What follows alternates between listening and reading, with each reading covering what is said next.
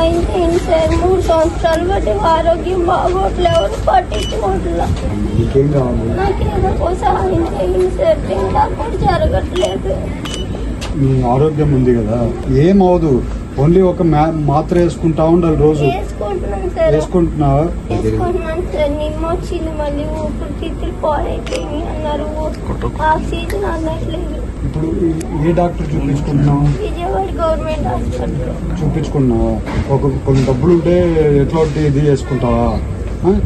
సరే తీసుకొని ఇచ్చేసి సరే ఇప్పుడు పెద్ద నేను కాదు, మరి పెట్టుకో, చూపించుకో. పింఛన్ ఎట్లా వేస్తాను మీకు? స్పెషల్ రిక్వెస్ట్ పెట్టి చేస్తారు.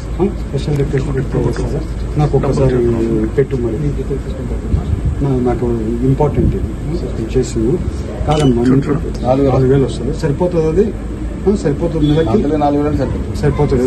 అట్లయితే నేను కలెక్టర్తో మాట్లాడతామా, నీ డీటెయిల్స్ అన్నీ తీసుకోవాలి. 100% వెంటబడైనా కొంచెం చేయించేయండి ఆ పాపకి. ఏం లే, ఆ పాపకి మాత్రలు కొనుక్కొని భోజనం చేసుకోగలిగితే మళ్ళీ సెట్ అయిపోతుంది. కొంచెం అది హెల్ప్ చేసేయండి. నేను ఫాలోఅప్ చేసుకుంటా మళ్ళీ. నేను 4,000 మాత్రం ఆ టైం కోసం నాకు రేపు వెళ్ళి జాయింట్ కలెక్టర్తో మాట్లాడేసి చేపించేసి మరి రేపు చేపిస్తామా. ఇప్పుడు భోజనం చేసుకో, మాత్రలు వేసుకో, ఏదన్నా కూడా నేను సపోర్ట్ చేపిస్తా. ఎట్లా ఒకటి ఇప్పుడు కొంచెం డబ్బులు ఉన్నాయి, ఇంకో 10,000 డబ్బులు ఇవ్వాలి. ఇంకో 10,000 ఇంకో కొంచెం 10,000 తీసుకోమ్మా. ఏదైనా ఉంటే వెంటబడి చెప్పి 8% పెన్షన్ వచ్చేట్టు చూడండి. లేకపోతే ఎవరికి చెప్పాలో చెప్పండి, నేను చెప్పిస్తాను. జాగ్రత్తగా చూసుకో.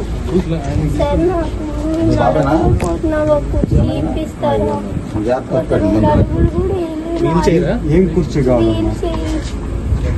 కాదమ్మా, వీల్ చైర్ కూడా నువ్వు దొబ్బుకోవాలి కదా. అంటే నడవలేకపోతున్నాను సార్.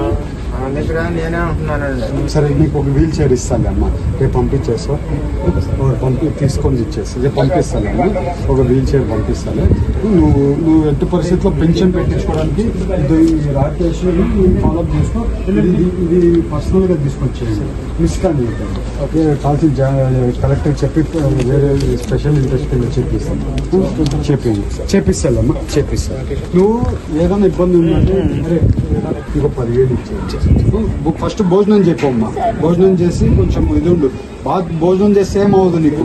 భోజనం చేస్తే మాత్రలు వేసుకో, ఓకేమ్మా.